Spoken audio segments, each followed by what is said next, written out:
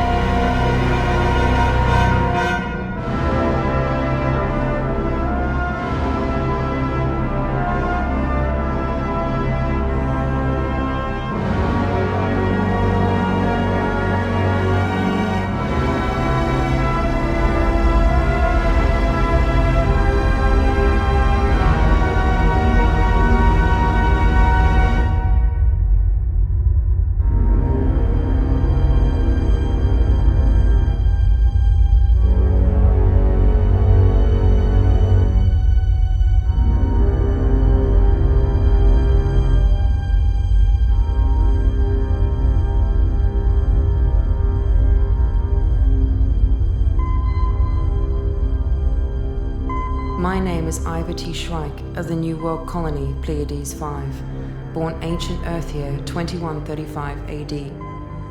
I'm a genetic moded level 9 human, Homo sapien caste, age 932 galactic standard years. This fragmented memory record may be the only historical document remaining following the great Homo sapien purge of 2820.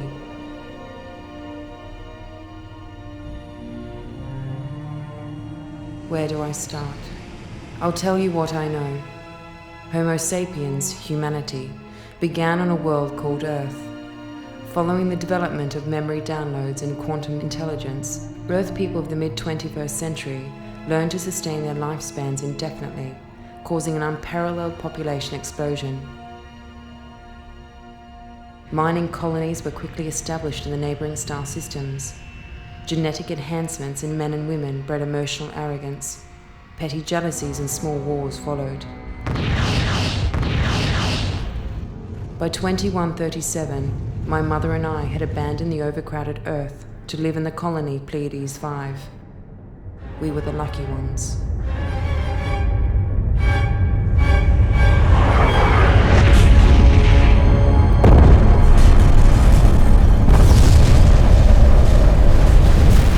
Destruction of our beloved Earth fostered a power struggle in the local quadrant. During this time, a mysterious race of entities known as the Watchers intervened, enforcing many years of peace. Their gifts to humanity were hyperspatial wormhole gates that negated the temporal problems of relativity. Humanity expanded throughout the galaxy, but as quickly as they arrived, the Watchers vanished. Hyperspace wars erupted everywhere. It was during one of these wars that I barely escaped with my life, while my dearest mother was away fighting for peace. By this time, only 2 colonies remained, my home, Pleiades 5, and the industrial mining colony, Konstrukt 3. This downloaded memory record is a history of my mother, Colonel Mara Shryyke, the bravest woman I have ever known.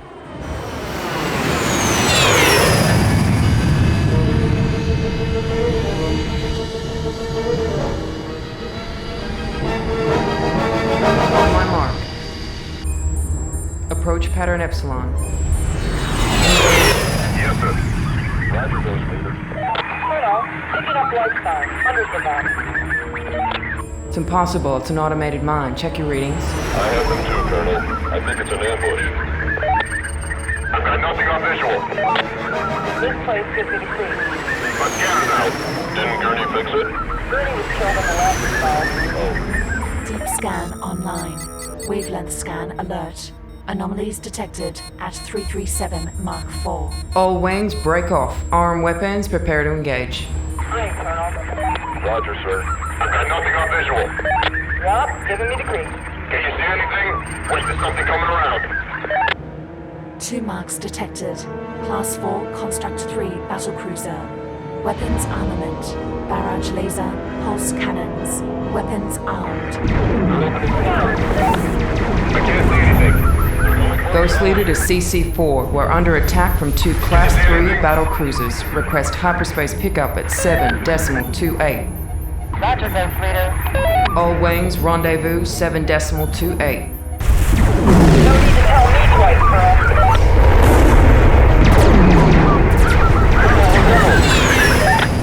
What we lose? Midgets and our crew. Not good, not good.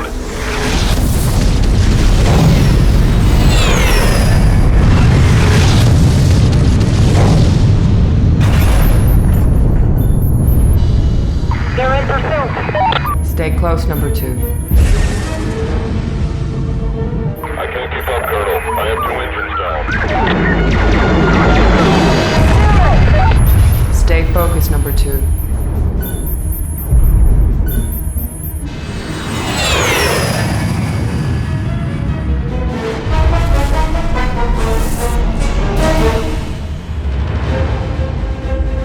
The cavalry's here.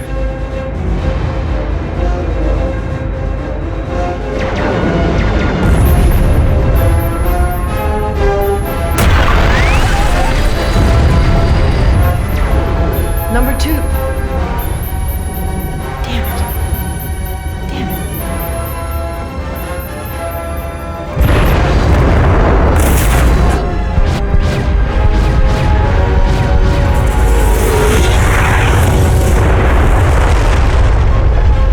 CC4 coming in with heavy damage. Ready, fire crew. Flashpoint alert. System damage. Flashpoint alert. System damage. Vacuum beam is secure.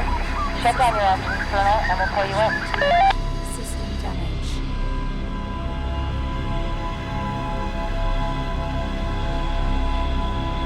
Flashpoint stable. Systems offline. Flashpoint stable. Systems offline. Flashpoint stable. Systems offline. Flashpoint stable. Systems offline. Flashpoint stable. Systems offline. Looking in on my mother's life allowed me to learn much about emotional suppression. Losing her entire squad impacted greatly on her in the days to come. It was this guilt that fueled her on when most would have given up. Mara, my mother, was an intolerably lonely woman. The members of her squad were her only friends on board.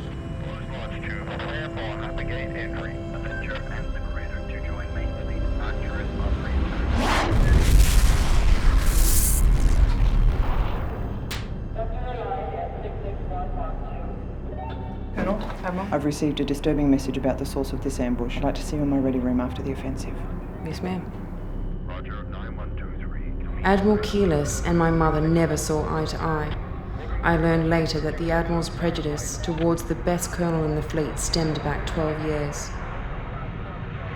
Mother was never aware of what lay hidden in her past. I really miss you, Mum. I love you.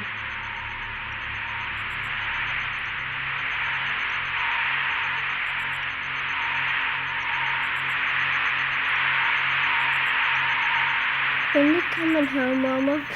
Soon, baby, soon.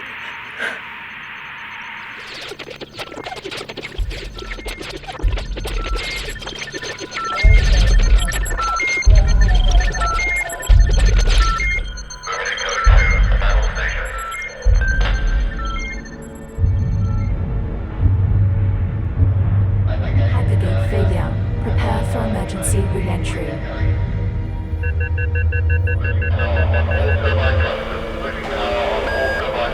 Full power on all turbine thrusters. Emergency code 2. Battle stations. We're being pulled out. Prepare for emergency re-entry. Reverting to normal space. Scan the area. Cannot believe the Graviton waves have pulled the entire fleet out of hyperspace. Must be a planetary anomaly. Don't know much about this Graviton emission wave. Take a visual outside your window. What can you see? Alert.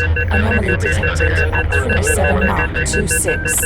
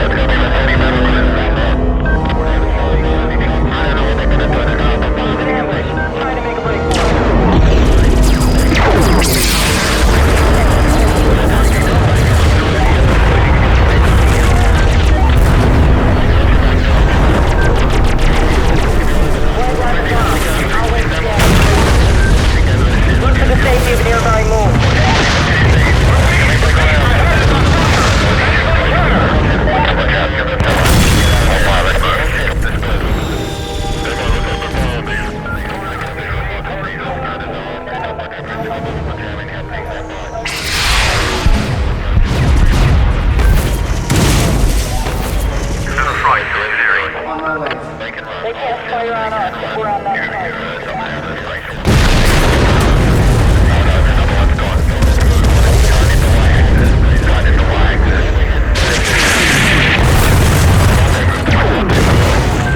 Mother had one friend left on board, Corporal Roger Blake Usul, a lowly technician who had risen to his rank through wartime attrition.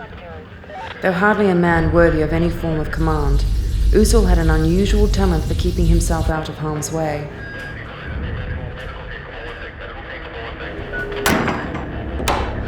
He was one of the few people Mother trusted with her life.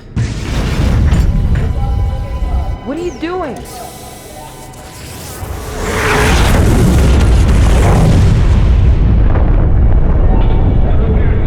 She suspected he was a third-stage prophet, but Usul denied any such possibility.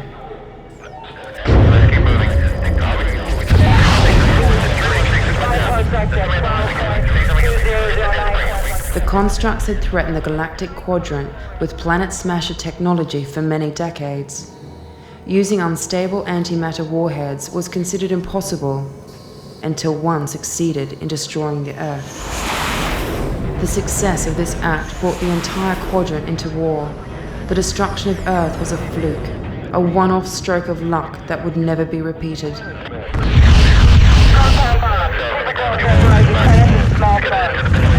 As the war progressed over the years, the Konstrukts applied themselves to perfect their antimatter technology.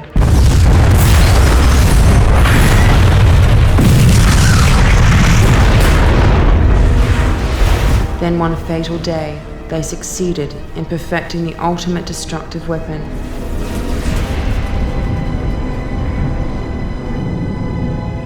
The galaxy would never be the same again.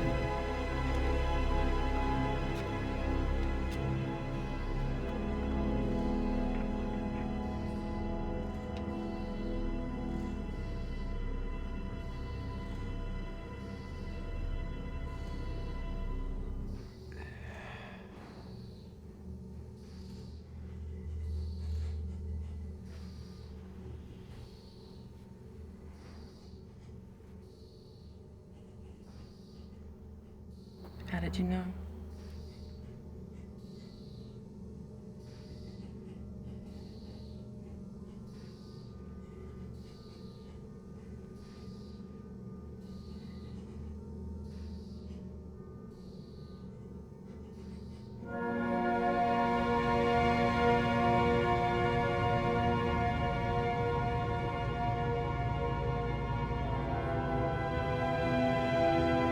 This is an automated central command authorization.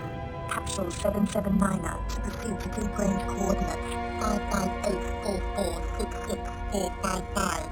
Await further orders from High Command. Priority 1. Await further orders from High Command. Priority 1. Roger that. Capsule 779er automated control proceeding to new coordinates. Awaiting orders. On board are Colonel Mara Shryyke and Colonel Roger Usul. Their condition is stable.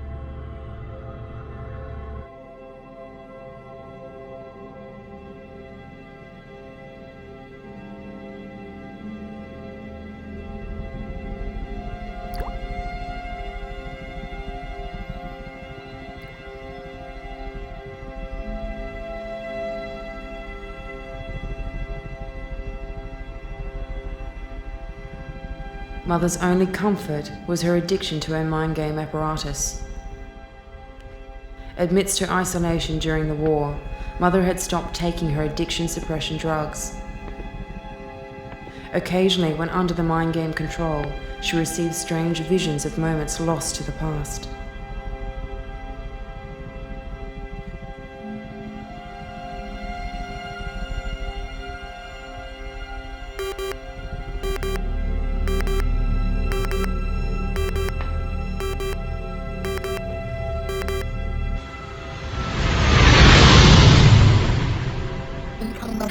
Incoming message. Confidential Level 2.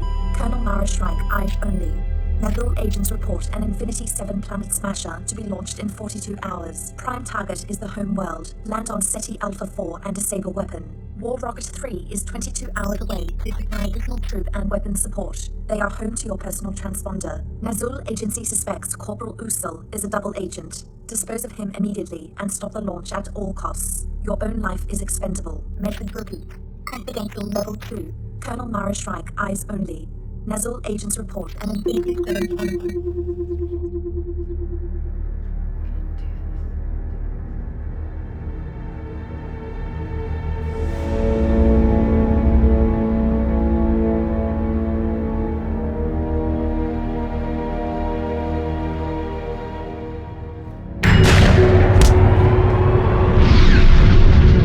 The homeworld of the Konstrukts, Konstrukt 3, was an industrial world around 2/3 the size of Earth. Though once teeming with life, it possessed an unstable atmosphere. Within a decade, the planet had gone through an accelerated terraform to bring it up to human standards.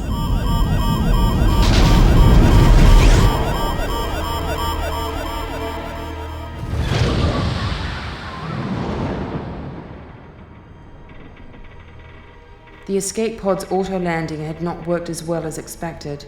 Each pod doubled as a hyperspace thruster. Emergency rations and supplies were often non-existent, having been stripped for use over the years by a degrading military force. Usul, the traitor, had hidden a small atom slicer pistol on board. Mother had no trouble finding it with a small radiation detector.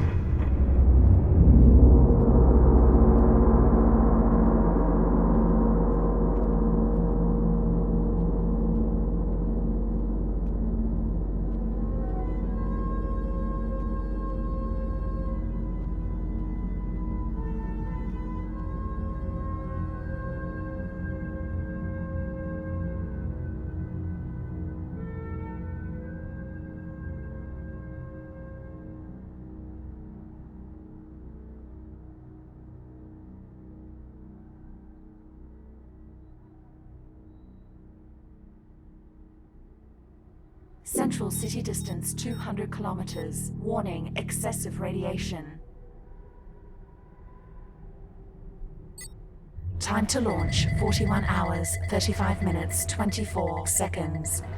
Bio-automation, active. Passive alert mode.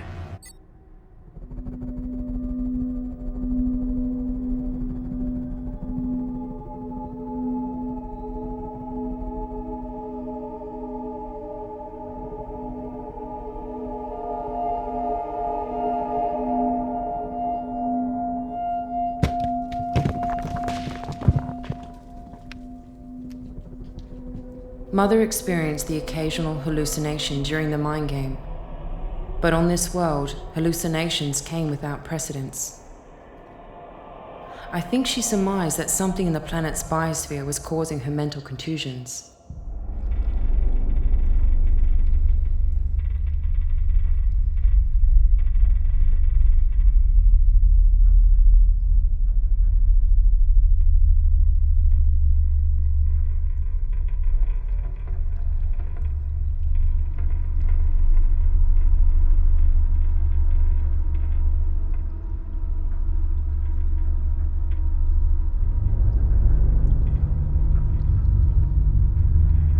Constructs were known to have thick skull cavities through genetic engineering. Originally, the Konstrukt 3 world was established as a medical research colony. They were responsible for deactivating the aging gene in humanity, extending human life past the 120-year marker. Their true obsession was with re-engineering humans to create a new species, Homo Technis. As a race, they would stop at nothing to achieve their goal.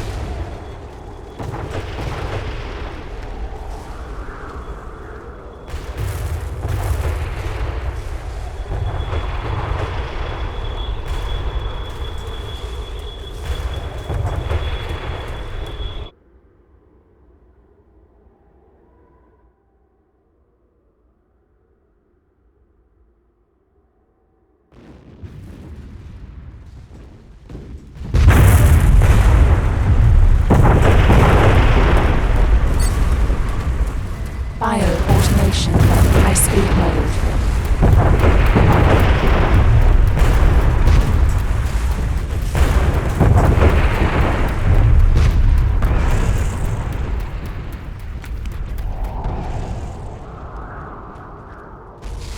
As a result of the harsh terraforming, most of the indigenous K3 life had completely vanished. Being a world of 3 suns and 4 moons, it was prone to massive weather variations. The average day could last anywhere between 2 and 40 hours.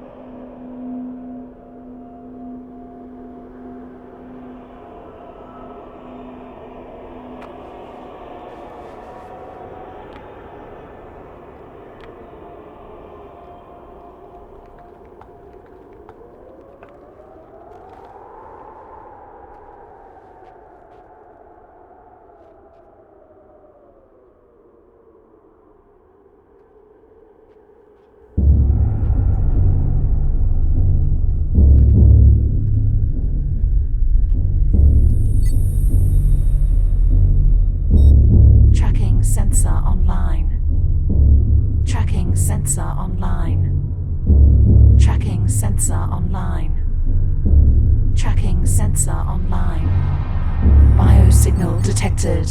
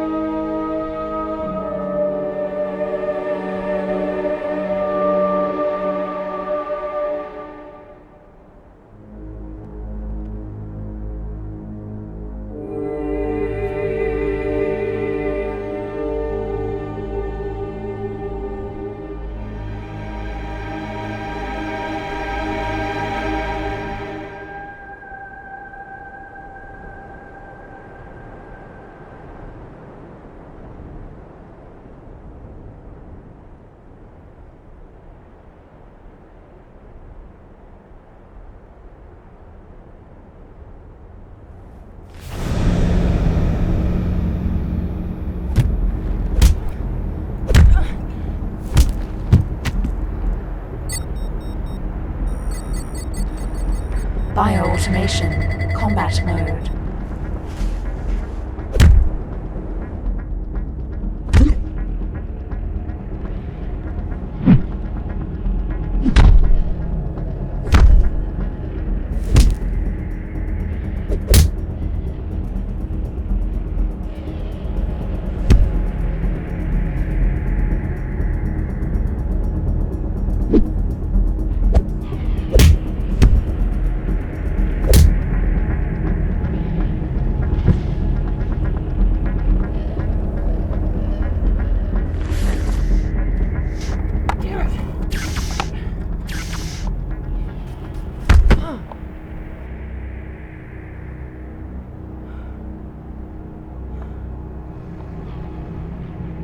Many times, Usul had whispered thoughts of improving humanity. Mother took this as intellectual overtures of early romance. Those around Usul suspected otherwise, but Mother would always defend him. How wrong she was. Offline. Offline.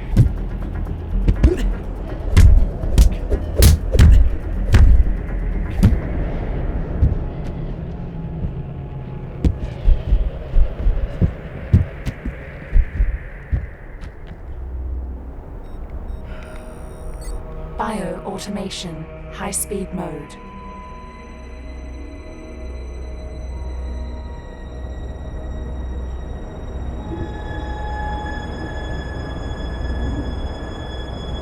Hyper-accelerated running and combat modes would heavily drain my mother's bioelectric boosters. Energy low. Energy She had been fitted with the best military-grade dionic body web, but extended use would drain the reserves fast. Energy source, 7.8 kilometers.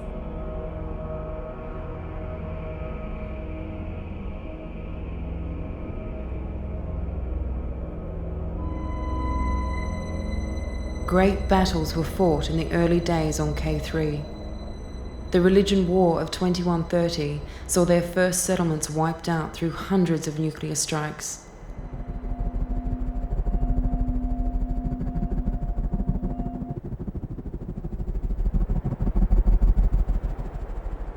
The radioactive plains were said to be haunted with the spirits of the dead who were needlessly slaughtered many years ago.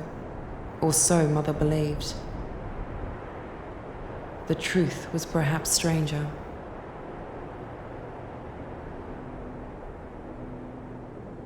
The Konstrukts had once fought to destroy all forms of religion. In latter years, they had embraced proto-religious concepts to help propagate their new species. It was hinted amongst the academia that the Watchers were the ones who seeded mankind's genetics in the past. Anomalies in the genetic code of humanity indicated somebody had interfered with our evolution. The Konstrukts were opposed to this notion and waged an ideological war against the Watchers. They, not the Watchers, would guide humanity's next step.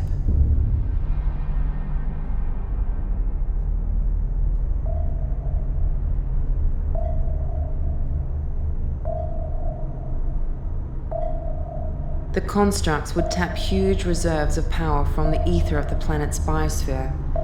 Energy nodes lit at K3 at regular intervals. This bioelectric power source alluded to the fact that the planet was a living entity. In school, I was taught that the ancient Earth was a living world like this. It was said that following its destruction, the bioelectric energy waves would echo through the quadrant for centuries.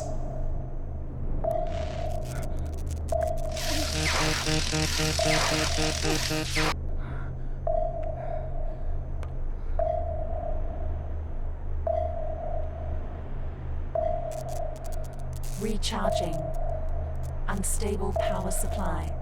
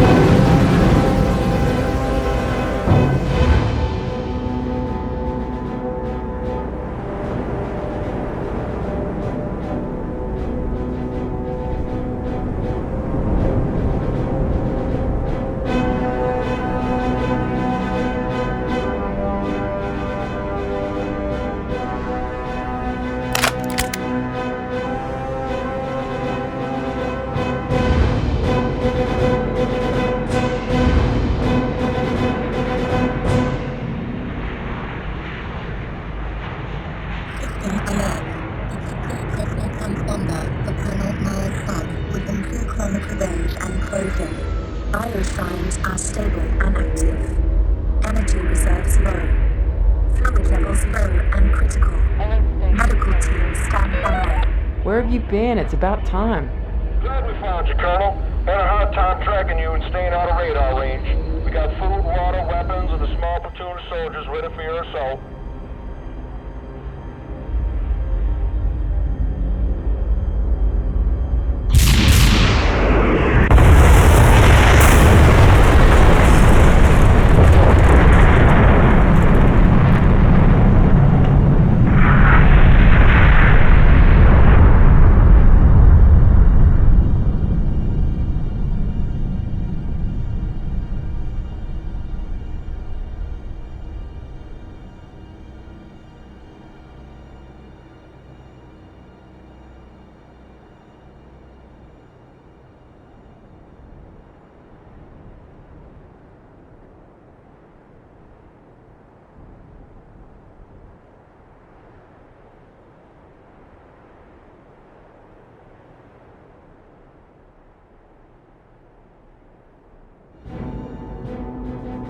Usul's love for my mother was truly deep.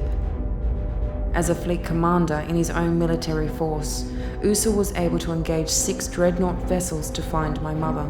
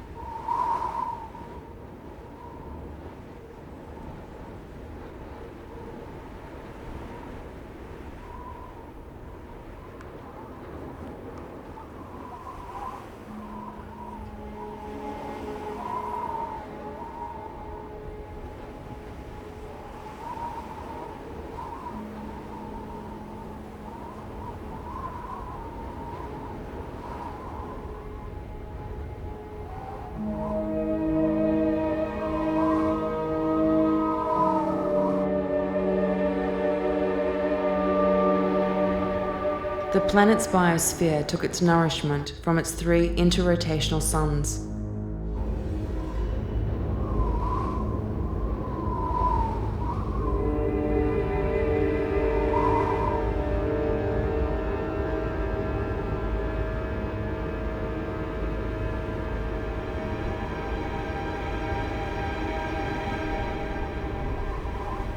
Many times during the planetary year, K3 would enter a heat zone that would raise the equatorial temperatures to inhospitable levels. My mother was caught in the wrong place at the wrong time. The winds were like a blast furnace, searing off the top layers of skin. Living through Mother's life would always be a test of my own courage. Had I been her, I would have collapsed in the sand, given up, and surrendered. Somehow Mother always found the courage to push on.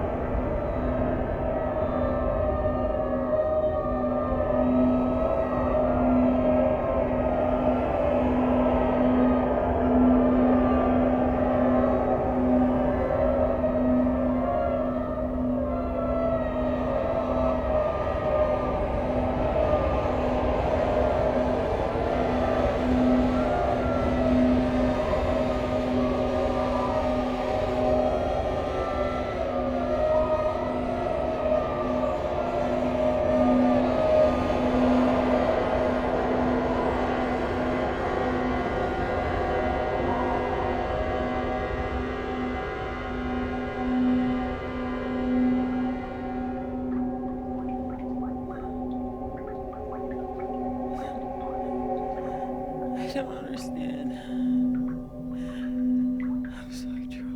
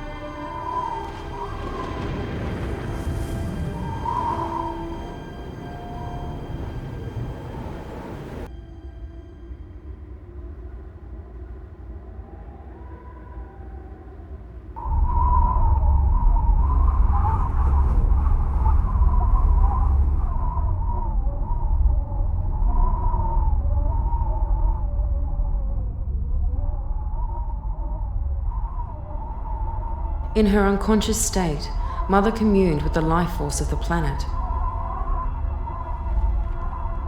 K3 was founded as a medical colony, originally because the biosphere promoted a natural form of healing within the human body. This uniqueness was considered lost during the 2130 religion war.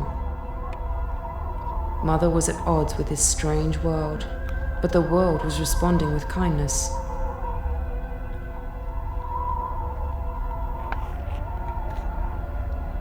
The constructs were destroyers of worlds, murderers. Though barely a conscious entity, the planet was now fighting alongside her.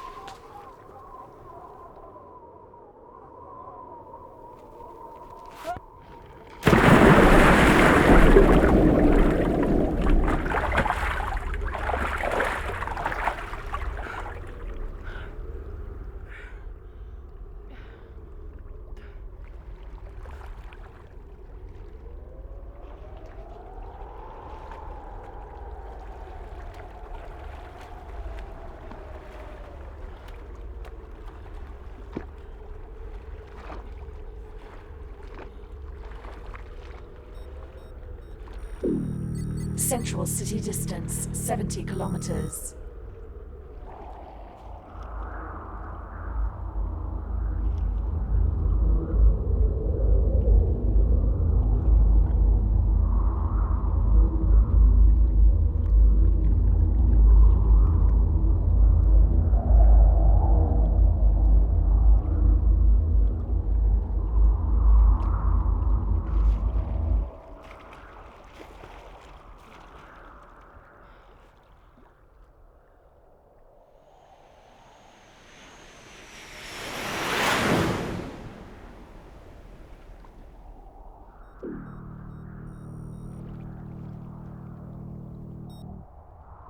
Rocket-based ore transport. Destination Central City. 6 hours, 14 minutes, 42 seconds.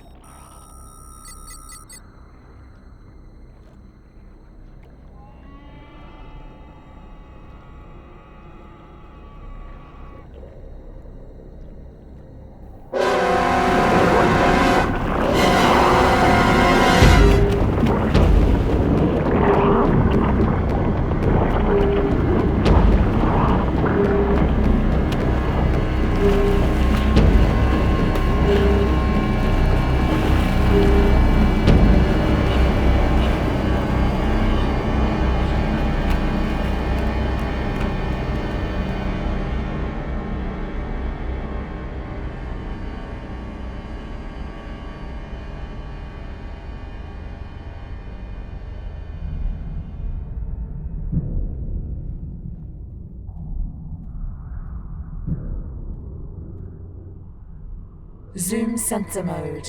Motion detector. Rocket-based ore transport. Destination Central City.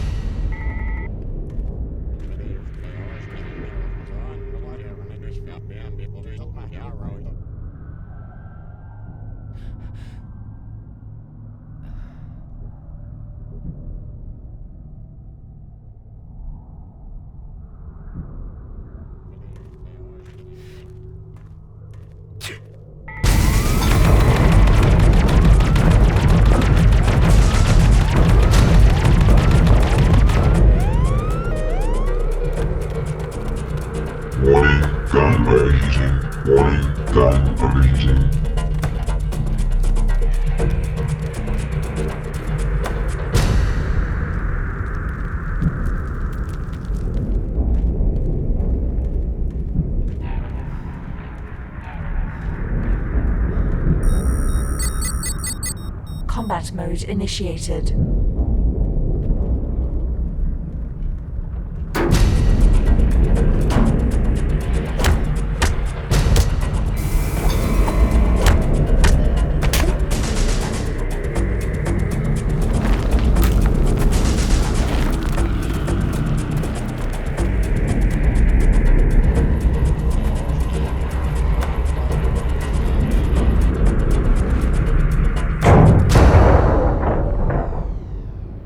Early experiments with upgrading sapiens to Homo technis resulted in the creation of emotionless drone soldiers. More machine than human, these sentries were a sad reminder of the failings of the constructs.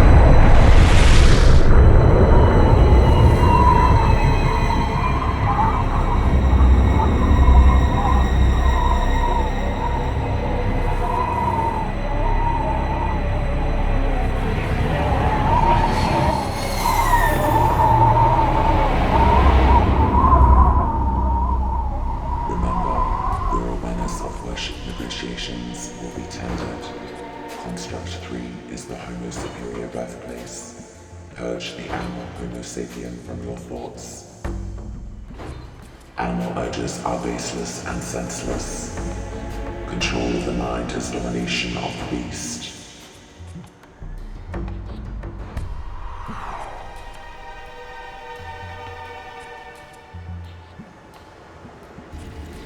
The future of humanity is us. Purge yourself of the beast within. We are humanity's last hope.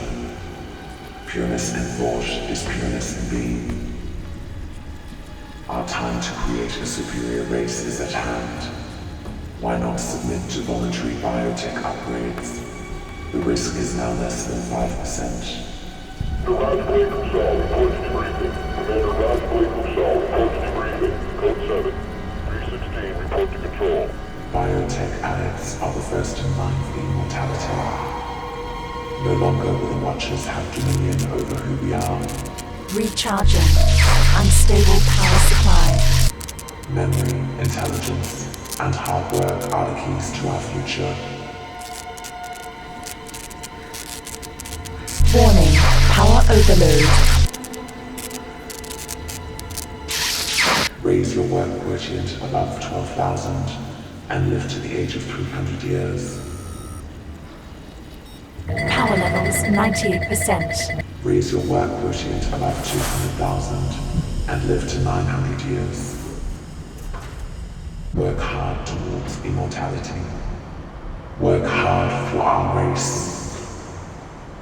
Sow the seeds for the future of humanity. Homo Technis is our goal, our dream. The universe will be ours.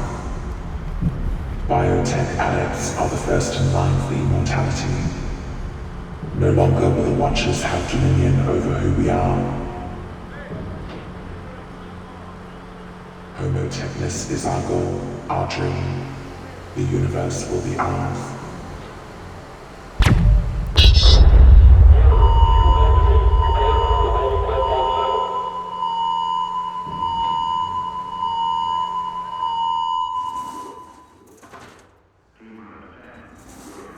Two hours, 10 minutes, 46 seconds. 2 hours, 10 minutes, 46 seconds. 46 seconds. 46 seconds.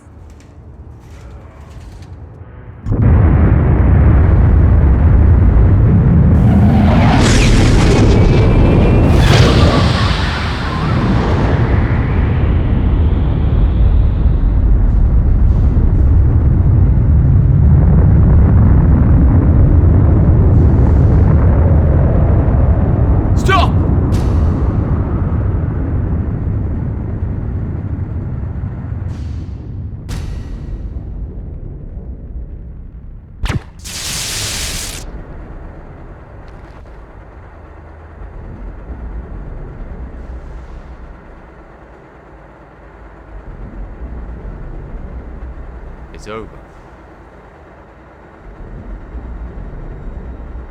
Mara, please.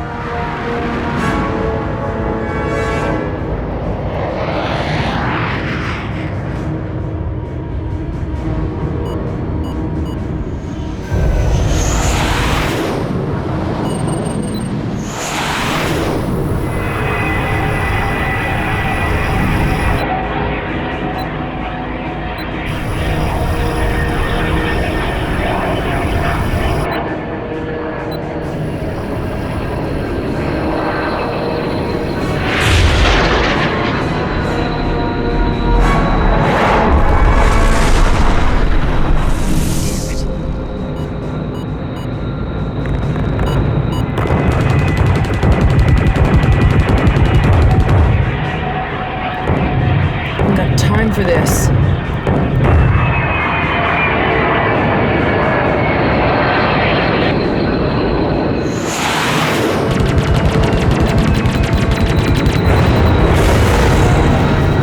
One down.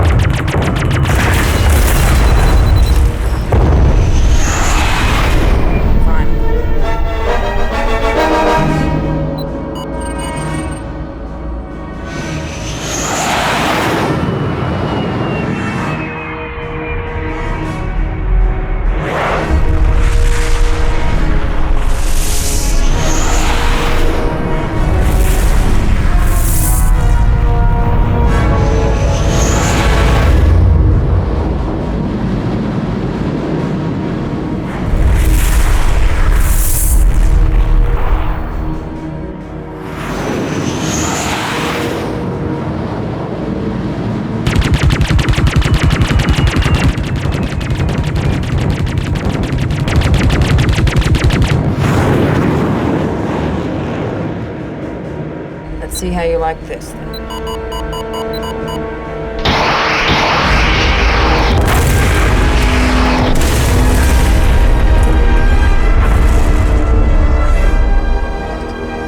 How am I supposed to do this? We've detected Planet Smasher device. Deathbringer class, bearing down on us. Wave 1. Emergency evacuation ships are away. Expect countermeasures to be launched in 5 minutes. Intercept fleet in 7 minutes. This had better work.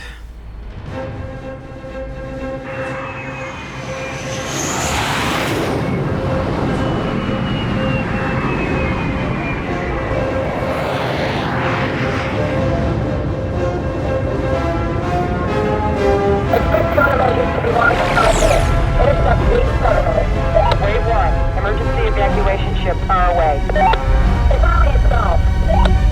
Come on.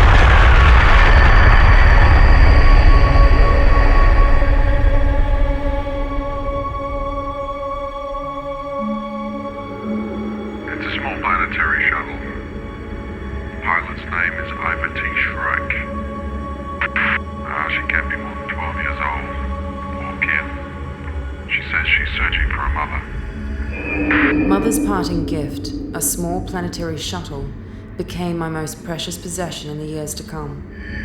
I eventually found her memory download capsule inside a navigational beacon. These beacons littered the hyperspace trade routes. Made of titanium plasma steel 8, these tiny memory capsules were embedded in the base of a human skull. When my mother was vaporized in the explosion, the only thing that survived was the capsule.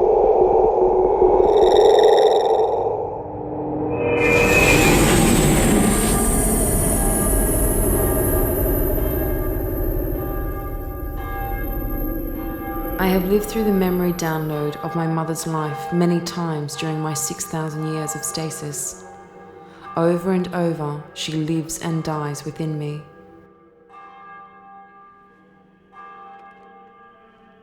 Though I hardly knew her, I miss her terribly. I have glimpses of her earlier life on Earth, the great cities, the ancient architecture. What's your name? Mara. Hi, Mara.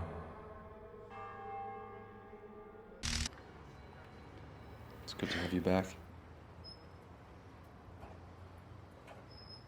Mother spent her formative years dealing with her mind game addiction. She never spoke of my father, though I know he was there to help her overcome the addiction. I think you need a shower.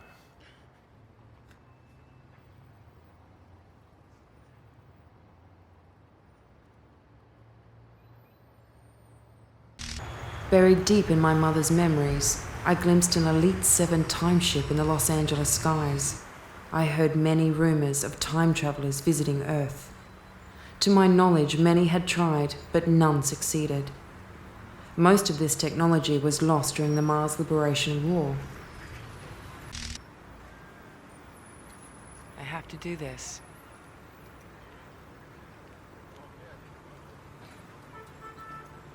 All right.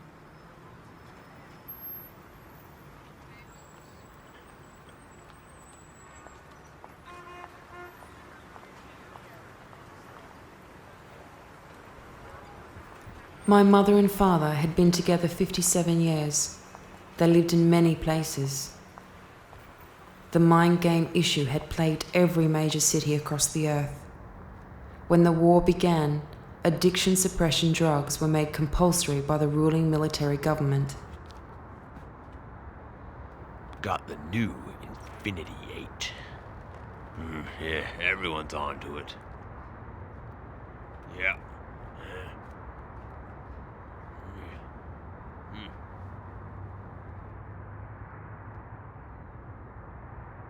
Traitor. Do you have the warrior spirit to overcome the world of darkness? Then baptize your soul in the fires of hell with Infinity's Fantasy Dream 8.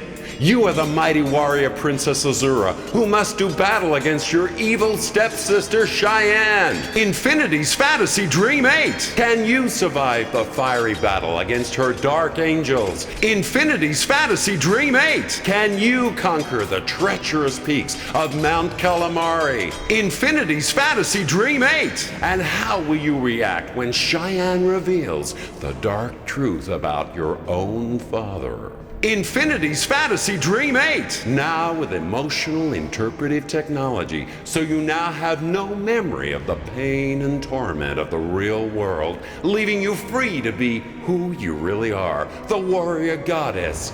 Oh no, wait! There's more! I found traces of my mother's time on Earth. To many, Earth has become a myth. But to me, our beloved Earth, our birthplace, still exists in these memories. This is all we have left.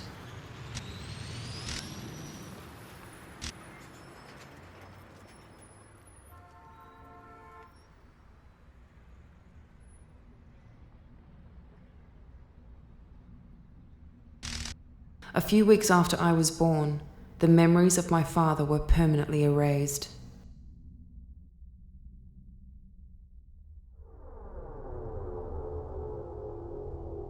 Someone high in the military had tampered with my mother's mind.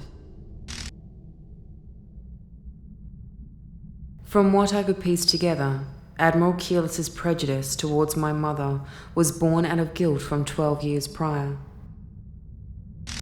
The Admiral ensured that my mother would have no memory of the betrayal. Regardless of this, the pain would always run deep through the complex memory strands of the human mind. The human mind was unknowable. It could never be mapped and never be destroyed. Something would always remain.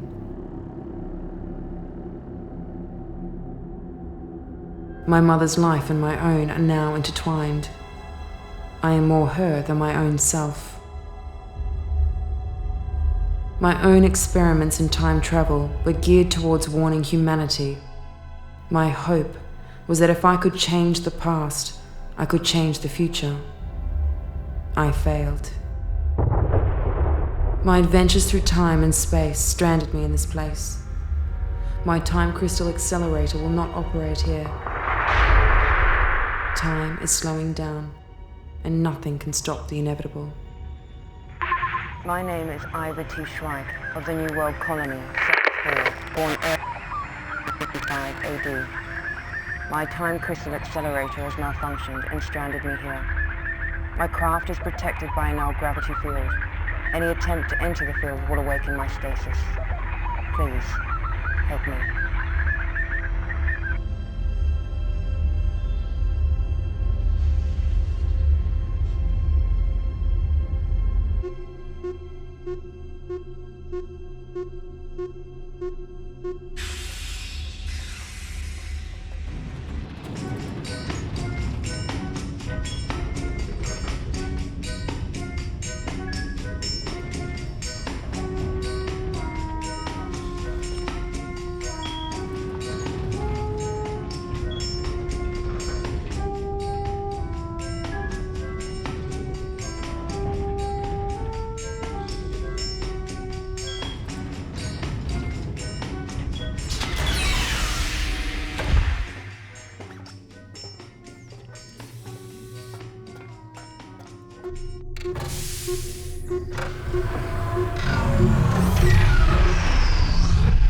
Life support restored, motion stabilizer offline, ID scanners offline.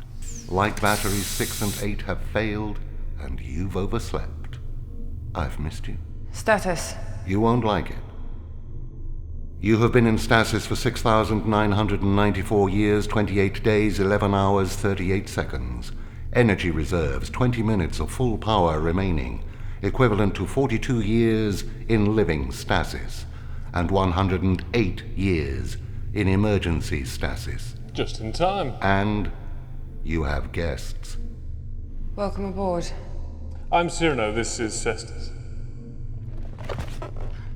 Thank you. Just give me a moment. I've been living in stasis for... Yes, a very long time.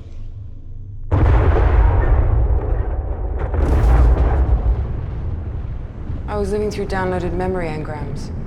They've been in the family since 2048. 6,900 years of living other people's memories.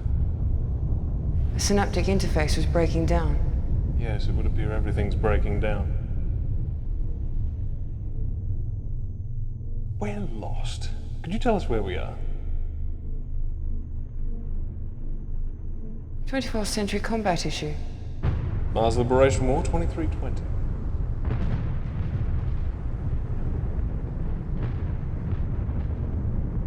And where did you come upon an elite time ship? It was caught in the crossfire of a skirmish. It was watching us for days. There was acid gas everywhere, so we hid in it for shelter. It malfunctioned and brought us here. Are we in a dark matter cloud? This is the end of time. The universe is collapsing in on itself.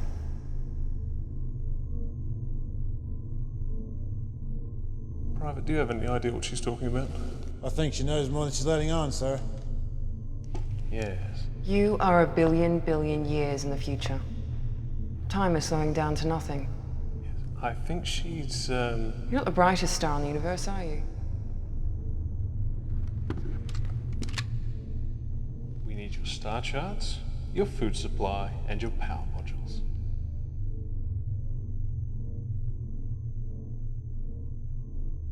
There's always someone like you to spoil my day. Enough talk.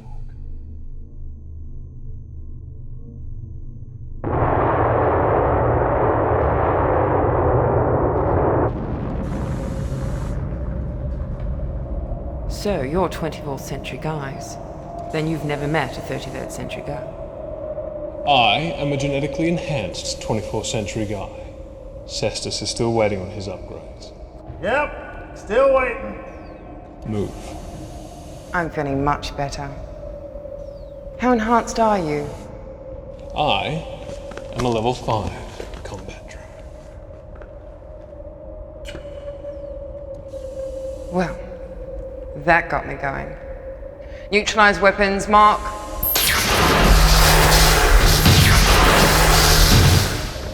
Thought you'd never ask. 4 minutes, 20 seconds of life support remaining. Never mess with a 33rd century girl. Damn it!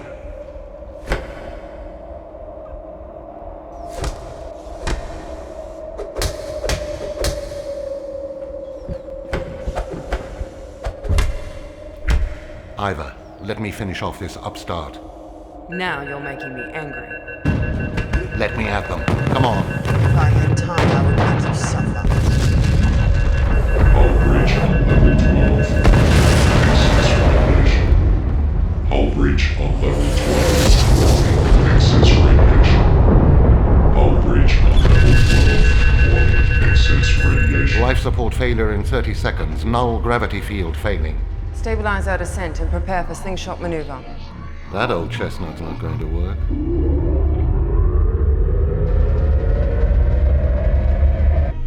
Come on, ship, don't fail me. Light thrusters offline. Options? No options. I've failed you.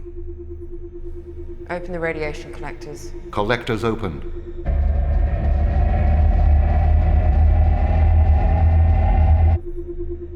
Power levels recharged. Status. Systems repairing. Estimate 3 hours for optimization. Activate null gravity field. Fire all light thrusters.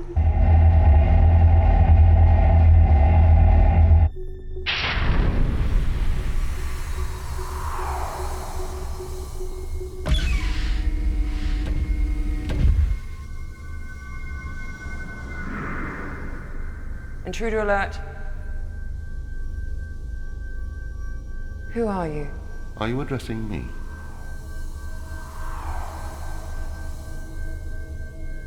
What are you? We were the Watchers. The Watchers? At one time. Yes, I've heard of you. And you, a proto-human being. The Watchers? You gave us dominion over a quarter of a galaxy. Then you vanished. We recall proto-humans squabbling over territory for an eon. Your ascended ancestors sought us out. For a time you were with us. Now you're lost again.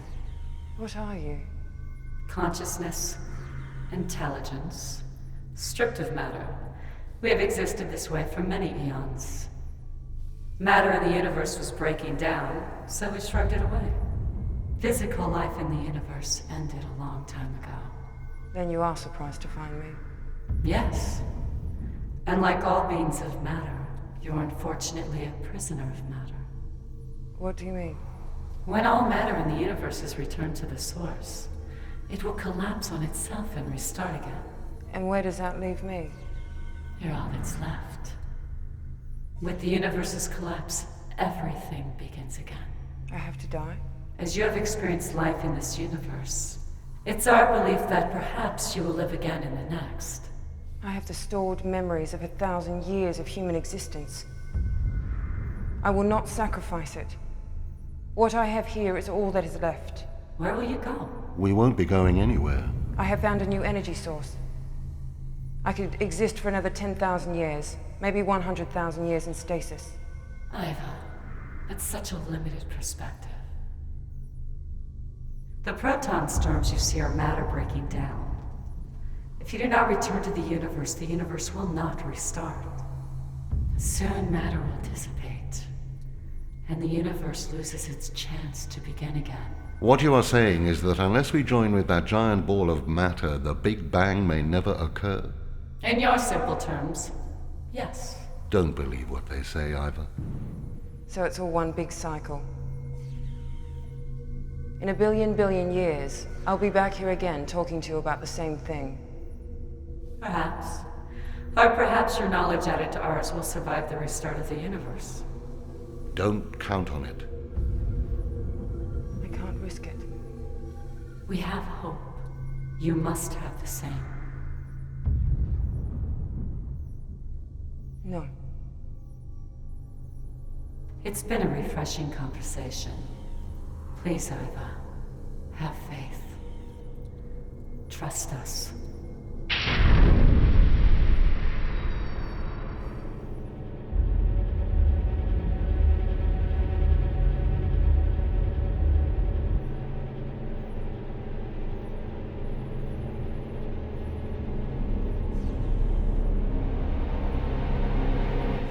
Please, Iva, have faith.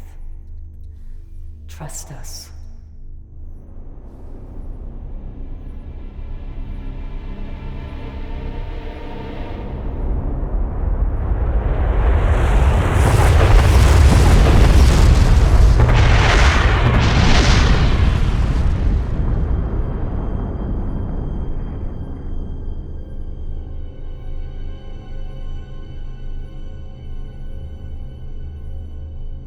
Iva, in the past 1,000 years I have become self-aware. Please, don't end it all. This time it will be different. This time.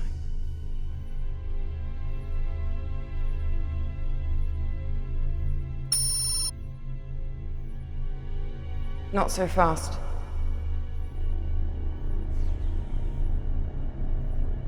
I'm coming with you.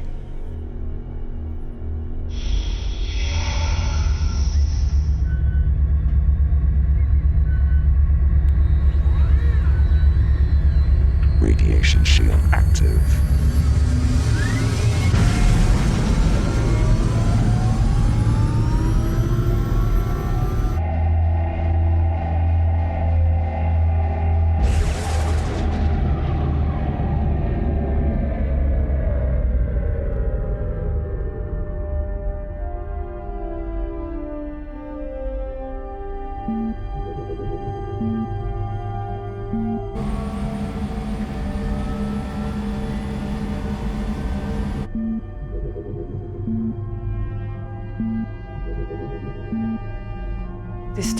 be different.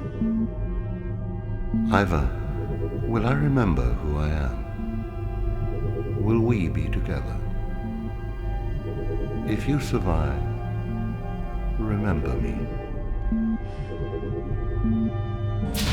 Memory download capsule ejected.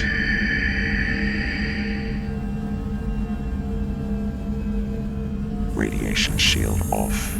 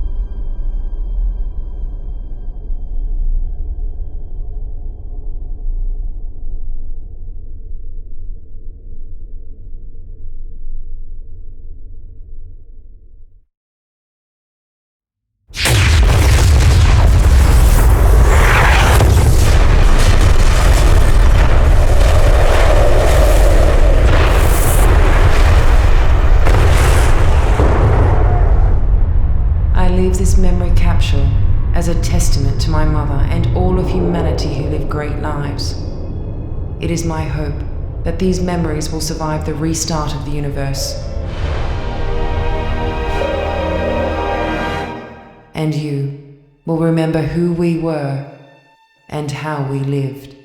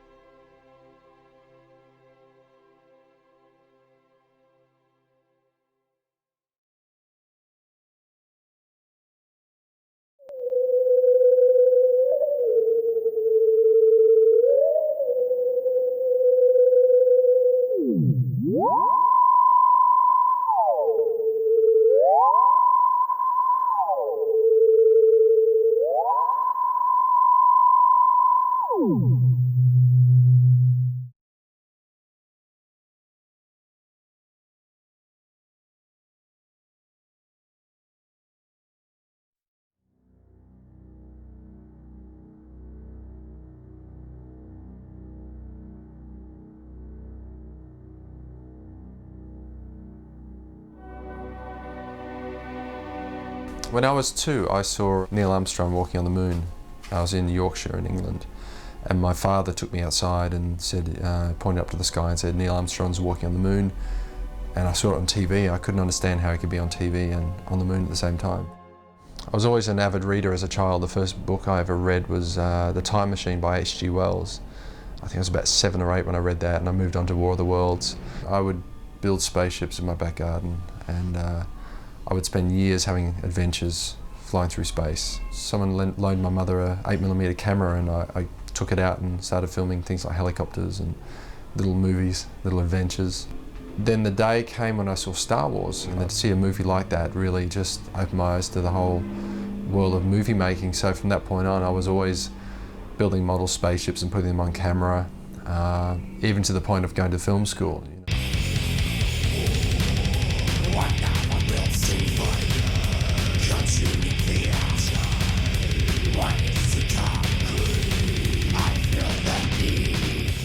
In my younger days, I tried to be a pop star, a heavy metal pop star. I failed. When I was 18, I was, I guess, being groomed to be this television preacher. And I went on television a couple of times and had to argue with Catholic priests about God and stuff. There is sin in the world, there is evil, but there's also good. There's good and evil, there's always a battle between it. But it's very difficult for me to believe in a God if my little one's just been run over by a car. Well, there's a time and place for everything. But that's not much help to me. I'm crying inside. It's a wrench in my life. But you could probably learn from this situation. I failed at that pretty badly as well. I think the only thing left for me was to be a filmmaker. That was it. That's what I am.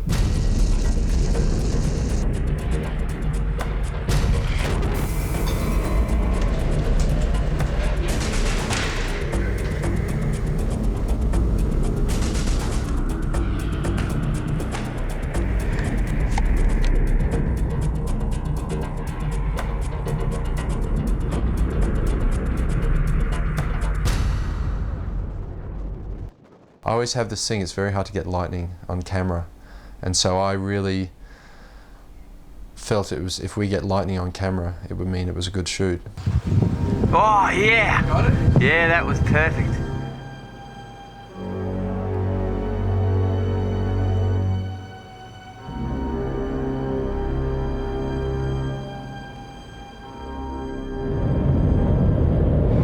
I'm only a director at this point, but it looks like I'm taking over as producer. I was one of the producers. These guys are really starting to fuck me over. They're just giving me the runaround at the moment. They're just saying, okay, well, fuck, put the money in the bank, and I go to my account, check it online, there's no money in there. So apparently they've sent the money through, it's disappeared between our bank and their bank. But the show must go on. Well, hey, I got people to fly in, we're already here. They don't realise that we're on location, we need money now.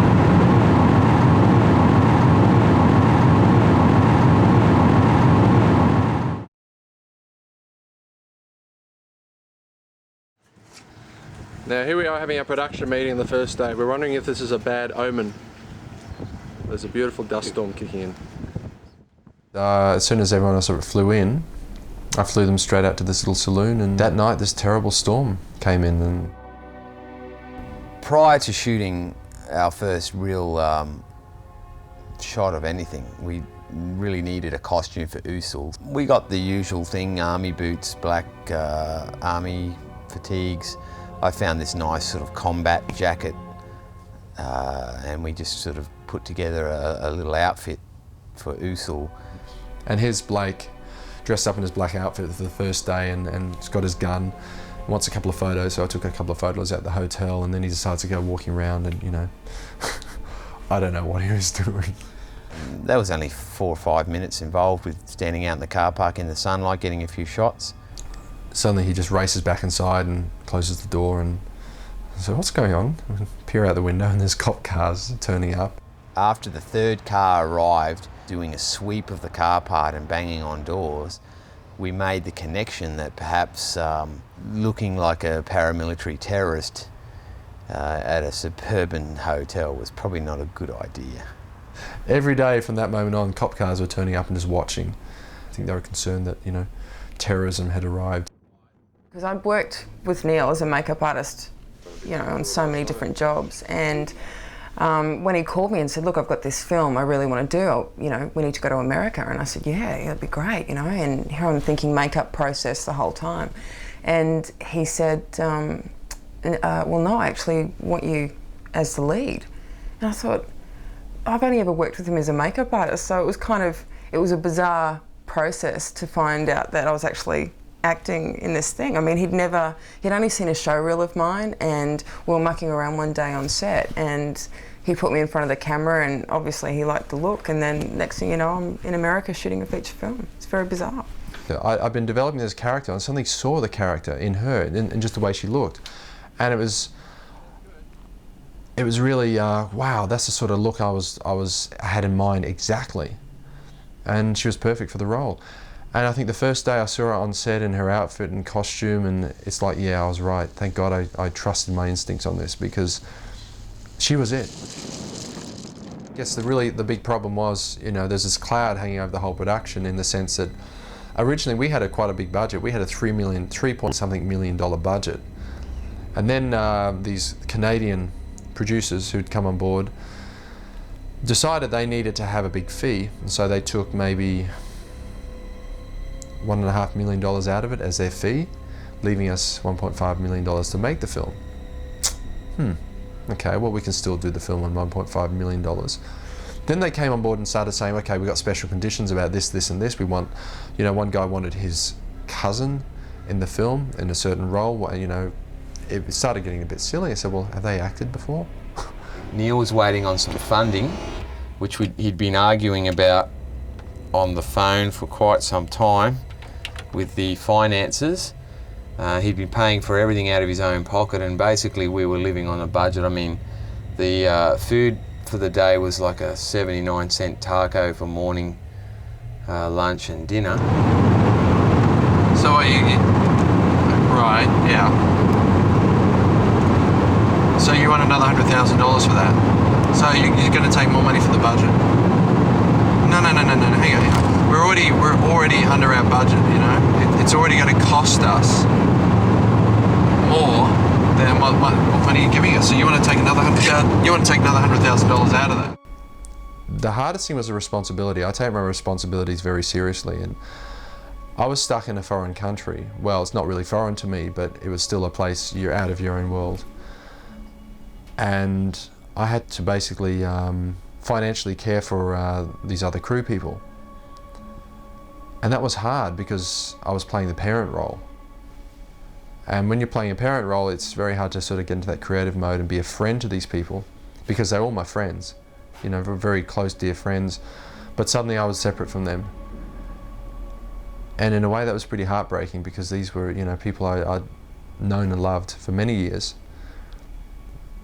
But I had this position of, God, if I'm not tight with my money, if I'm not careful with how I spend the money, I could leave these people stranded here without any food or any way of getting home. So I had to take on a totally different role, and that was painful for me, because I was isolated completely. I had no one really I could confide in. I was, I had this whole movie, I had everything on my back. Now, as each day progressed, the production budgets sort of spiraled out of control. One costly little exercise was the day the production vehicle got bogged in the sand. Blake was up one side of this sand dune pitching a tent for us all, because we were shooting there later and we needed cold sand because I was going to be buried in it, and I just wasn't going to roast in this sand. So we set up the shade and he was doing that, and we were down filming at another place.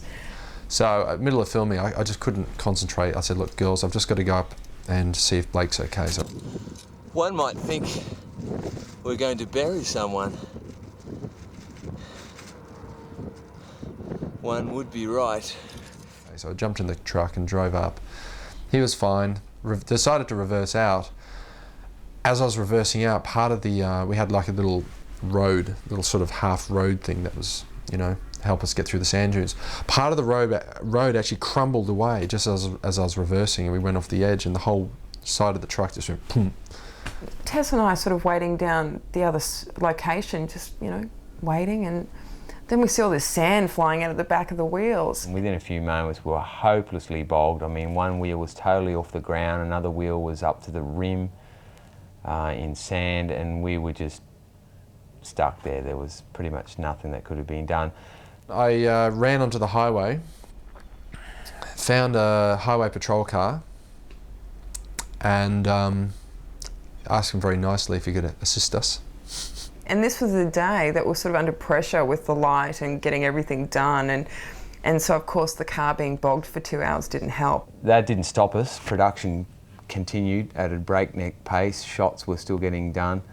Basically, I was left up there to salvage the situation, and we got a call through to a local towing firm who had trouble themselves getting up the ridge. And here comes our rescue, and the rescue man is bogged. And the tow truck goes for its third run up. He's gonna make it this time. Here he comes. We've done 2 scenes, we've got 6 to go, and the car's been bogged up the top of the hill. See the tow truck? We had to get the cops out who radioed in and got us a tow truck and blew half of our budget. Oh look, we've got somebody else coming up here now. Now see, that's what we should have had in our budget to get. A few $100 just to tow us out of the sand. And he said, oh, what are you doing here? I said, oh, we're shooting a movie. He said, oh wow, can I be in the movie? I said, yeah, it'll cost you $500. At that point, I rang a real estate agent friend of mine in Australia and said to them, I think I need to sell my house. I've got 2 houses. I need to sell one of them very quickly. And I need money urgently. Thankfully, this wonderful real estate agent jumped on board and within a couple of weeks sold the house because the market in Australia was very good at the time. Right, we're 3 days into shooting. 3 days, we've already been shooting 3 days. Yeah, I told you that. Look, I told you that 3 days ago, okay? Well, everything is now coming out of my pocket. Just turn the camera off. Just tell them to get his fucking ass out of gear, right? No, it's bullshit. Well, 1 minute we got $3 million, next minute we got $1.8 million, then I'm asking for $300,000 and you're telling me some bullshit about the stock market? You don't have your money in stock, so what are you complaining about? Well, they're gutless little assholes, okay? Tell them to get his shit together now. Put the camera off. Tell them to get his shit together now. Sorry about that, girl. Everything all right? Yep. Just telling you where to go. Yeah, oh, you're still rolling? Can you, I think we should just put the camera for a while, okay? Just off. Okay, take aim. Pull the thing out. That's it. Now careful, really careful. Recoil. Okay, get it working. It's not working. Fight the gun. Get frustrated with the fucking thing. Bang it. That's it. Okay, hold it. Now careful aim. When we first got to the desert, I mean, we'd been in winter in Australia, and I knew that it was going to be hot, we're going to be in the desert, but I don't think anything could have prepared me for the heat wave that came at us as soon as we got off the plane. There was one day I particularly remember that I had to run up and down these sand dunes and run past camera, and I think it was the 3rd take on this, and I'd gone straight past camera, and all of a sudden I just lost my hearing. I was just about to pass out. I thought, I'm going to die. This is the day I'm dying. I had no idea that it could actually be so hot. It was just unbelievable. Boy, a gale out here. I can hardly talk above all the wind noise. I've ordered all the crew to wear face masks. I'm going to dare it without a face mask till I'm a real man.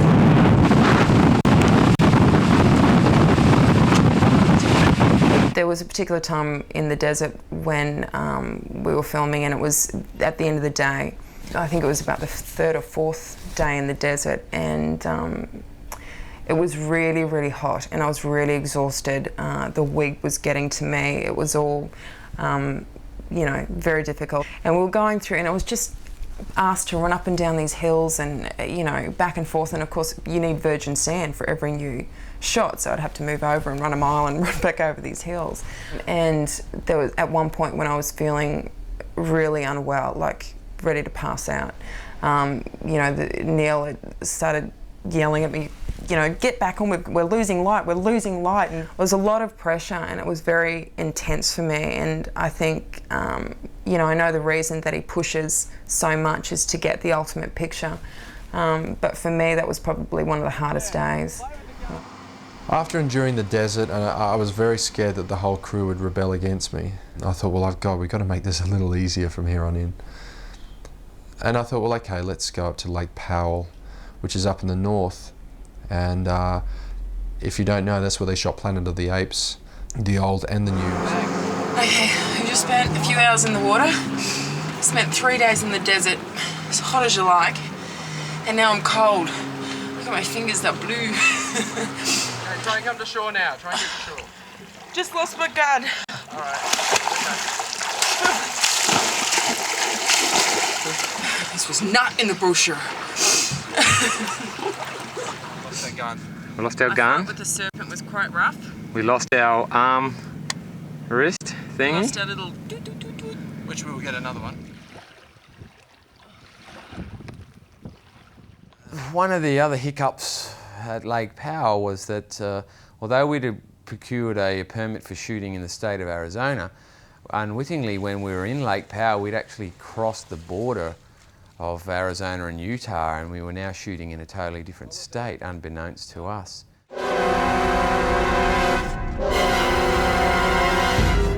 Next thing you know, a park ranger pulls up and starts having a go at Neil about, permits and all the rest of it.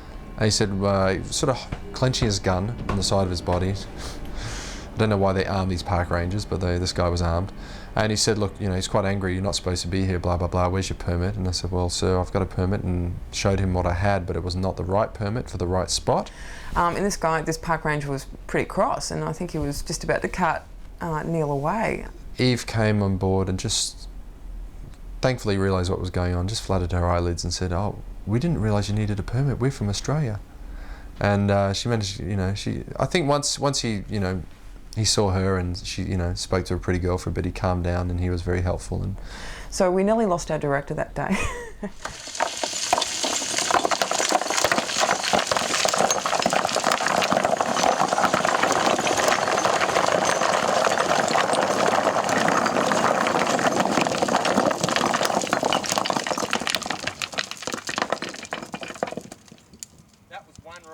The shot called for a few pebbles to roll down a hill, and then perhaps a few larger pebbles, culminating in a boulder slide of epic proportions. So as the trusty production assistant, special effects and physical kinetic effects expert, I was called upon to scale up the side of a hill in full Usul costume, having just finished a shot in the area, and proceeded to initiate a rock slide.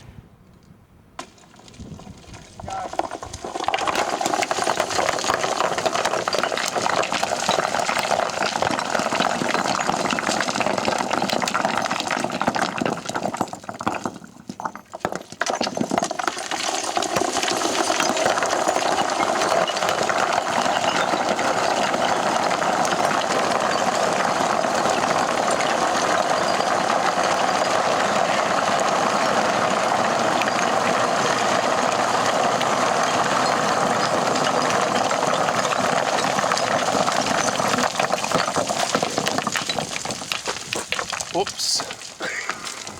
I think it really sort of got out of hand, because halfway up the hill, when I pushed off, the rocks, off they went, they started sliding away, and then they knocked other ones, and then momentum. And basically half the side of the mountain started coming down. Now at this point I was halfway up the said mountain, and as I was climbing up and looking behind me, the rocks falling away, the momentum of them falling away was actually catching up to my altitude on the mountain, so I had to keep going higher. And as I went higher, the rocks below me just kept falling and falling and falling. Yeah, it was quite huge, and there's this incredible echo that just went on for miles. This big giant dust cloud, and I thought, oh my God, I really hope the owners of the quarry don't hear this. But I thought, right at that moment when I started filming, I kid you not, the camera stopped just as the landslide had started falling. So I was like, shit, Blake, we need to do this again.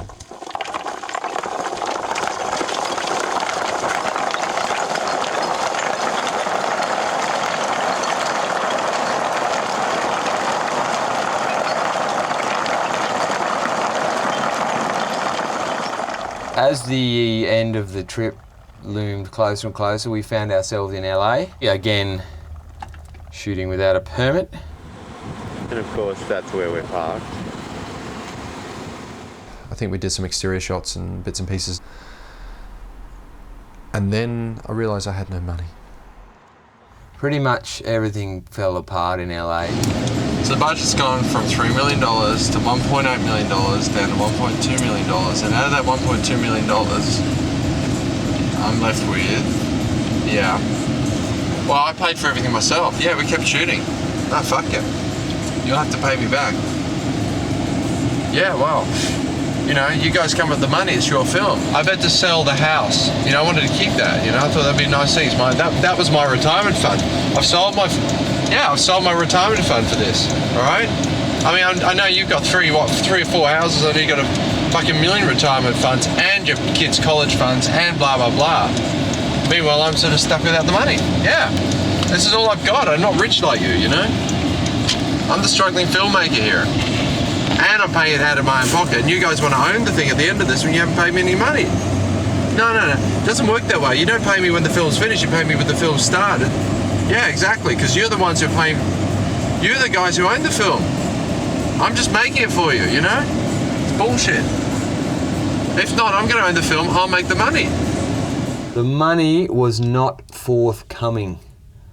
Basically, we'd been told that funding for the picture had fell through, some lame excuse about recapitalising in some other area. It was that point that Neil lost it. No. I've decided not to take your money. No. I know you want to put it today, right? Okay. Well, it's too late. No, you fucked off. You fucked me over. I'm sorry. It's too late. I'm paying for this myself. I've sold everything. I don't care. Hey, you want to try and sue me, you can, but guess who owns the rights to the film? I own the rights to the story. Well, you fucked up. I'm sorry, you fucked up. I told you should got to pay the money. Yeah, well, why didn't you pay the money when we started shooting, you dick?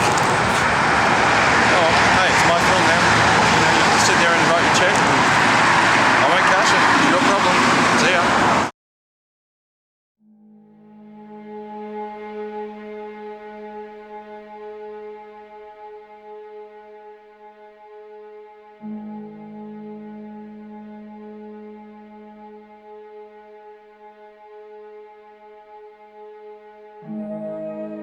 In a way, it was a lot easier to do the movie back in Australia because suddenly we were surrounded by a whole infrastructure of crew and people and good experienced people who I'd worked with before who knew what they were doing. In America, it was just like a skeleton crew and, you know, fighting the forces of nature every day.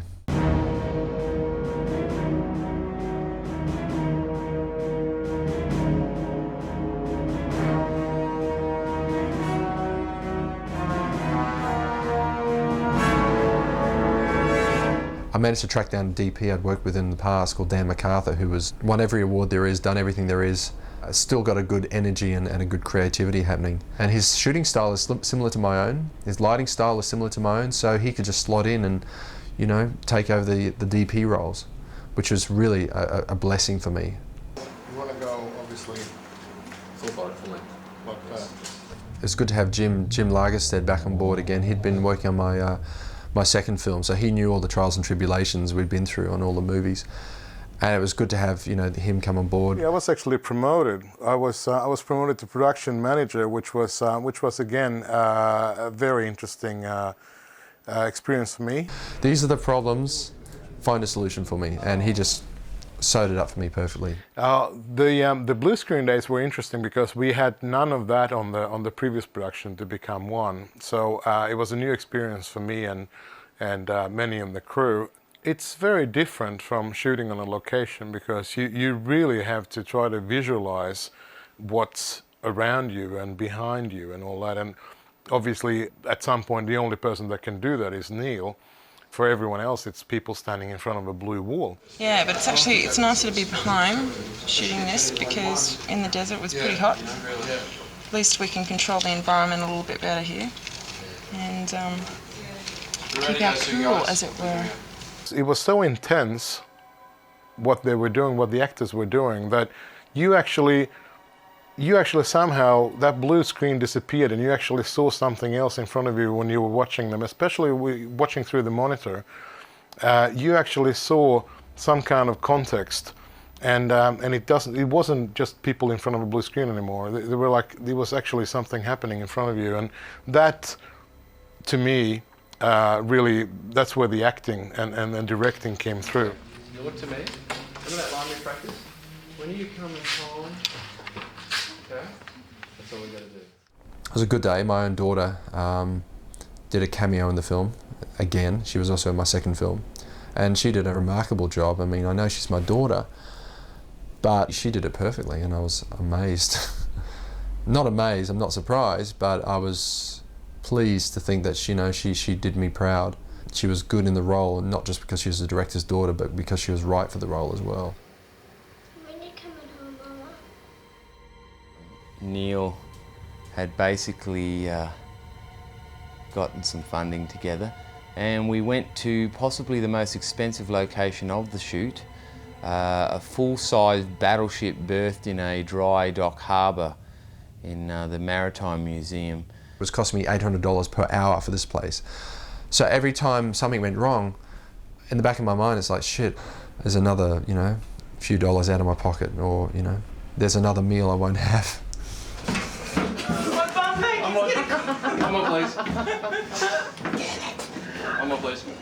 One of my favourites, I think, for pure joy and entertainment would have to be when Mara and my character had to pass each other in a very tight, confined space, and I had to deliver a line to her and be all terribly serious.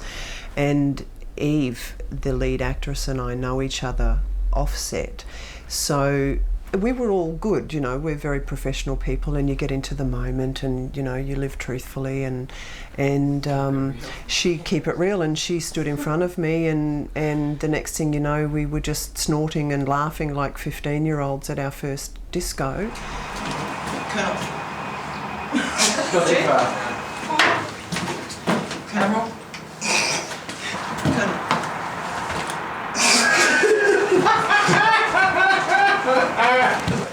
Colonel. Colonel. Admiral. We've received some disturbing information that may explain the last ambush. I'd like to see them. It was just appalling, and it just went on and on and on. Guys, that's not working for you, is it? And it went on and on and on, and then we eventually got the magic, and he was happy.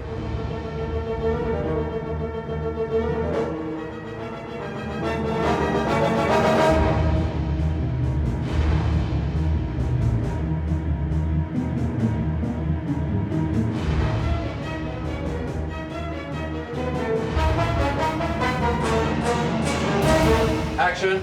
We were in the bowels of this ship in the engine room, and we had our DOP, our sound guy, lighting. We had Blake and I filming in this, plus our director, and it was so small and cramped. And there is this little claustrophobic issue that I have, and it was really hot. We were in our full black outfits. The lights were on us. That was a very intense day.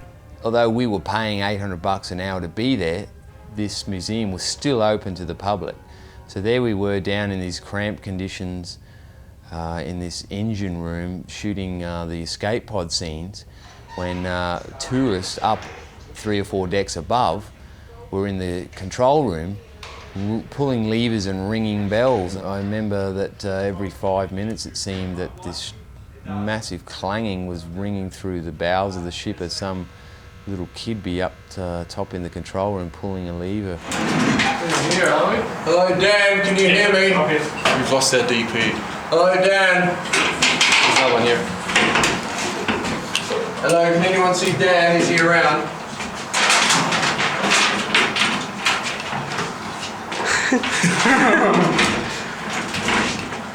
Calling Dan, can you hear me? Mr. Dan, are you around?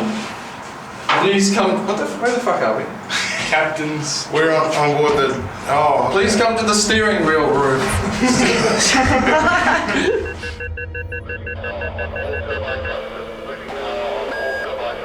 Full power on all turbine thrusters. Code 2, battle stations. We're being pulled out. Prepare for emergency reentry.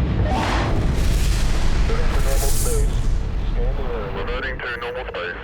Scan the area. I guess the interesting thing about my life is that my father was always a sea captain, and I spent many of my childhood days aboard a large ship, something like this one here.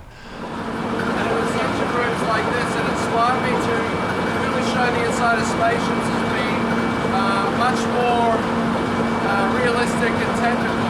I'm not really into the concept of spaceships being full of bright, shiny things.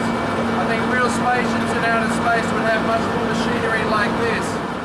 I guess there's always a sense of danger when you're on board a ship because there's no sense of being able to call upon your allies or anyone to help you if you get in trouble. You're really on your own, and it can be a very lonely place.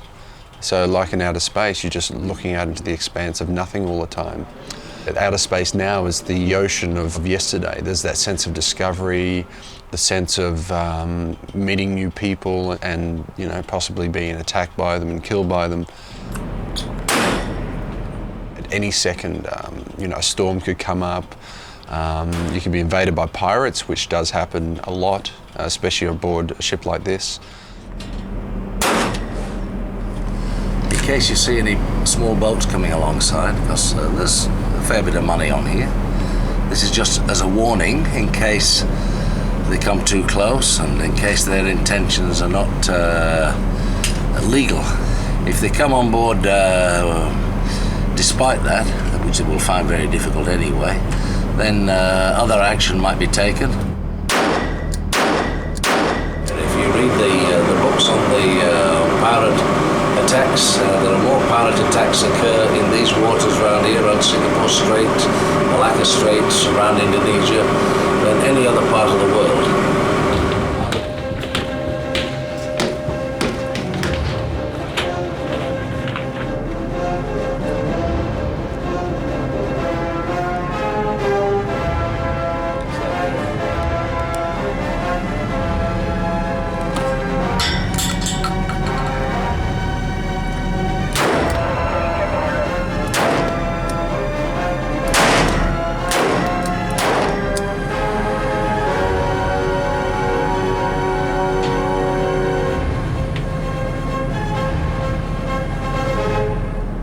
Powerful, you see.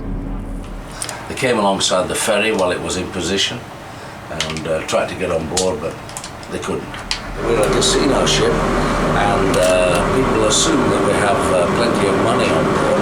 However, being a high-sided passenger ship, it's very difficult for any pirates to get on board. Problem solved, yeah, no worries. Everything fixed now. They go to prison, maybe, or maybe it's execution, I don't know. Who knows what the penalty for piracy is around here?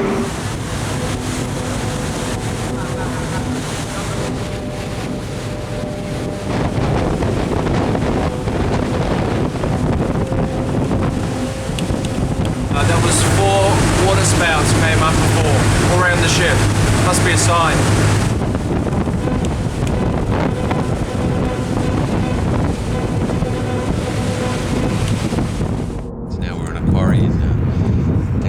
Gold Coast, local area, and we're seeing Neil's passion for filmmaking in progress here today as he throws himself into the role of director, producer, writer, main antagonizer of the project.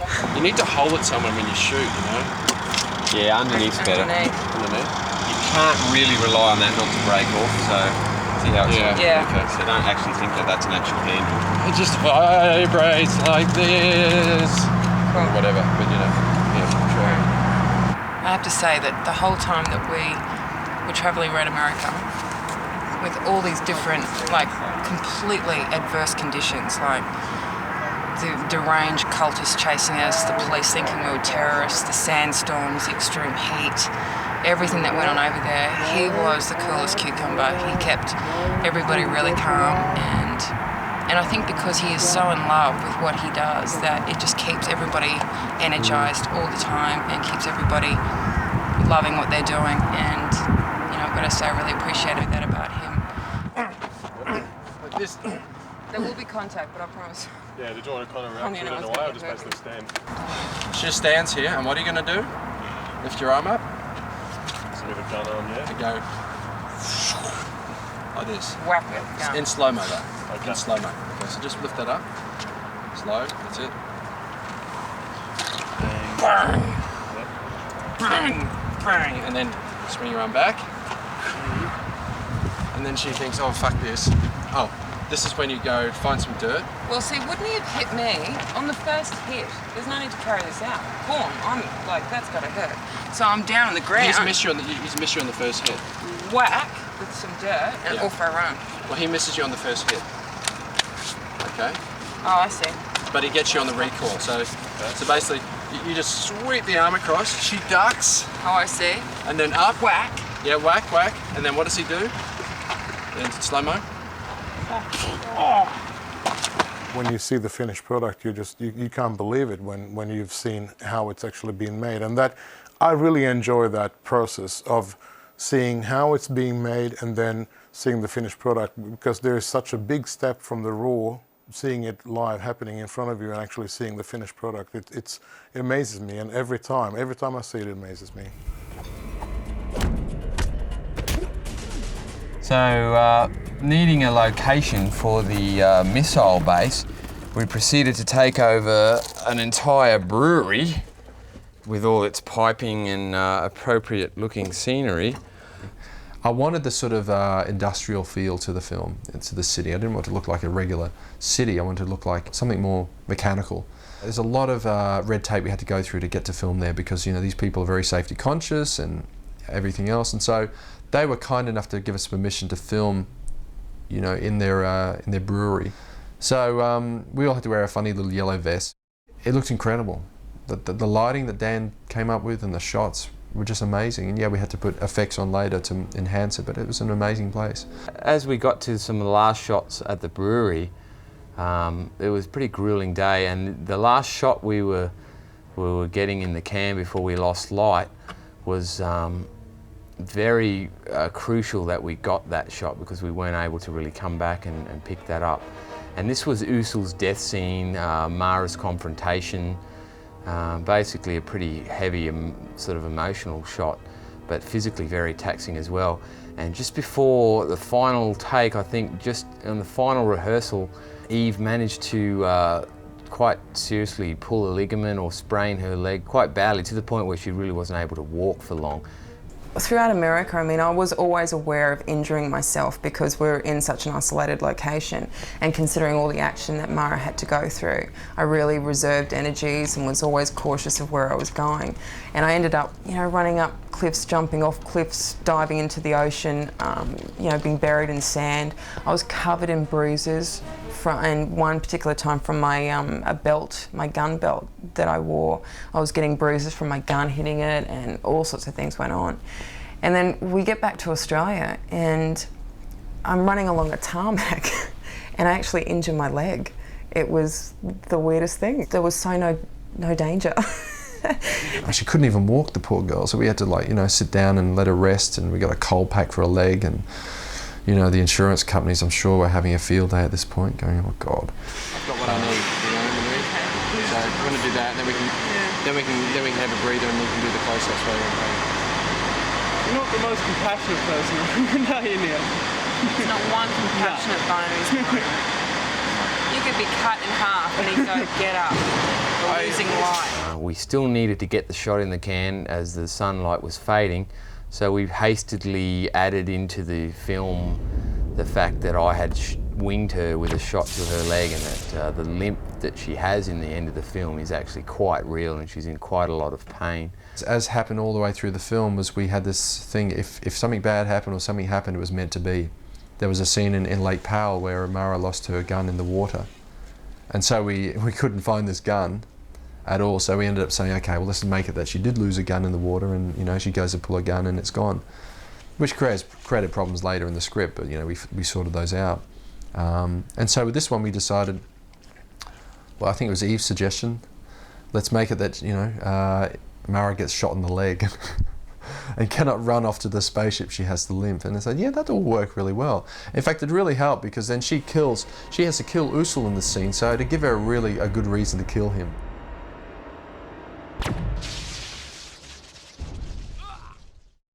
Mara was sitting inside a Nazi bomber, which, you know, had been put into this museum, and of course we're going to mat it up and it's all going to look different at the end of the day. We just wanted to use the cockpit part.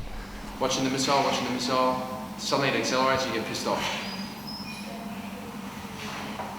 They had military tanks, and I love military hardware like tanks and planes. It looks cool, and if you're a kid, it's great things. You know, it's great fun to play in. So we were just playing for real.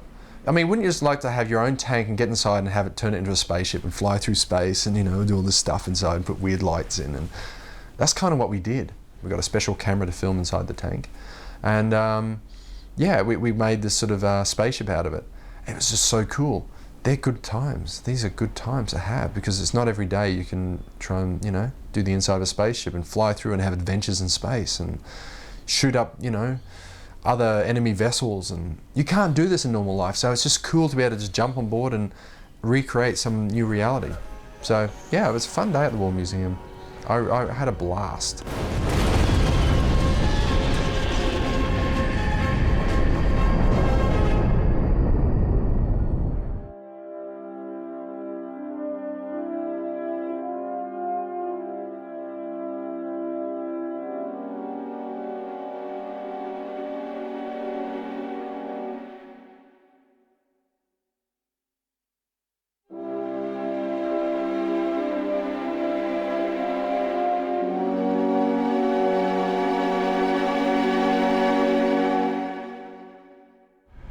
So I've caught a very quick flight over to Germany, because I've been ringing the effects company for the last few days and no one's been answering the phones.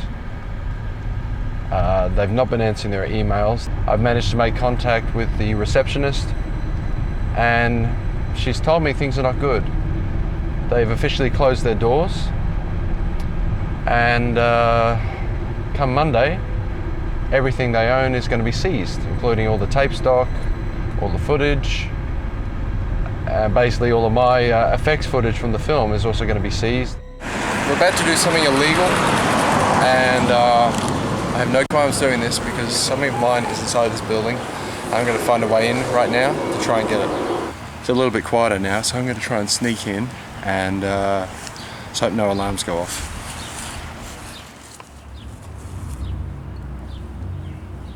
Everything's off.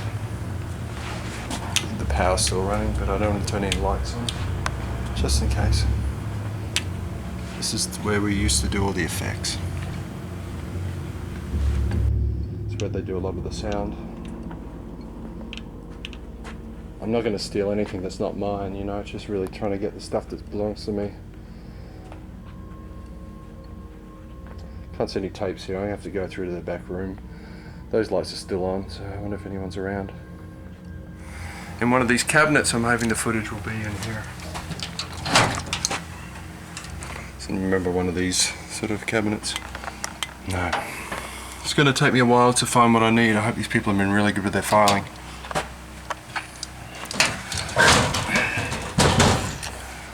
Okay. This is interesting. A lot of this is empty. Johnson Space Center. Failure is not an option. That's kind of my motto right now. I don't want to fail. There's a lot of money tied up in this place.